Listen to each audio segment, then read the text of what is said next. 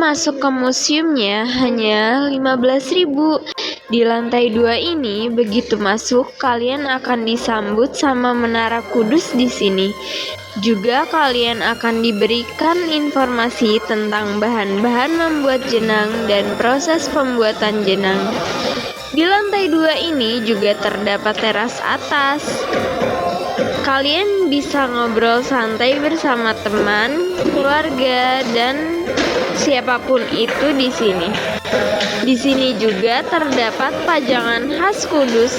Ada sepatu, tas, kain, sepeda zaman dahulu. Kalian di sini juga akan melihat mengenai pasar Kudus zaman dulu. Rumah adat Kudus yaitu bernama Joglo Pencu. Di sini juga dilihatkan Bupati Kudus dari zaman ke zaman. Setelah itu, kita akan memasuki ruangan Gus Jang.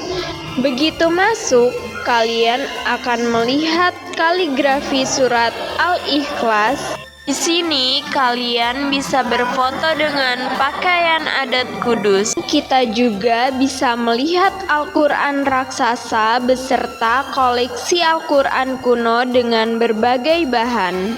Di bagian ini menampilkan deretan Presiden Republik Indonesia dari masa ke masa dan tulisan trilogi Uwah yang mengajarkan persaudaraan Islam, kebangsaan, dan kemanusiaan sebagai dasar memperkuat NKRI.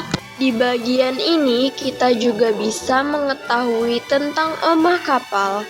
Omah Kapal merupakan rumah milik Bapak Haji Muhsid dan Ibu Haji Ricanah yang dibangun pada tahun 1930-an. Di dalam Omah Kapal terdapat wayang.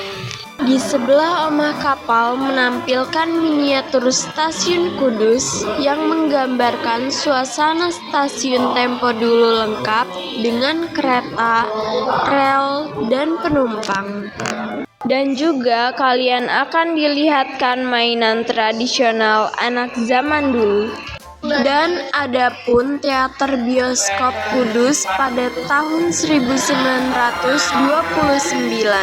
Di bagian ini menampilkan informasi tentang akulturasi budaya Menara Kudus, terlihat prasasti berbahasa Arab, penjelasan sejarah Menara Kudus, dan gambar menara dengan pencahayaan biru yang menarik.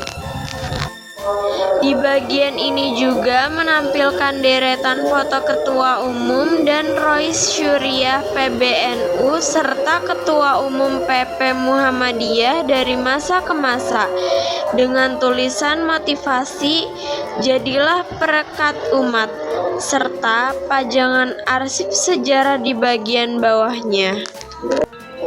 Di bagian ini terdapat pajangan kaligrafi yang dapat menarik pengunjung.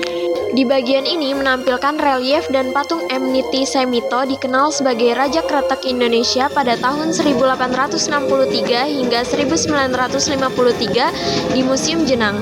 Di sampingnya terdapat etalase berisi koleksi benda bersejarah yang berkaitan dengan kejayaan industri kretek pada masanya.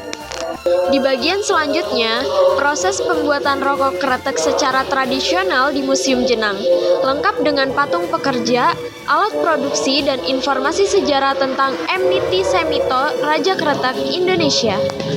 Dan adapun koran berita Nahdlatul Ulama edisi 15 Juni 1937 di Museum Jenang, lengkap dengan lukisan tokoh ulama yang menggambarkan sejarah perkembangan NU di masa itu.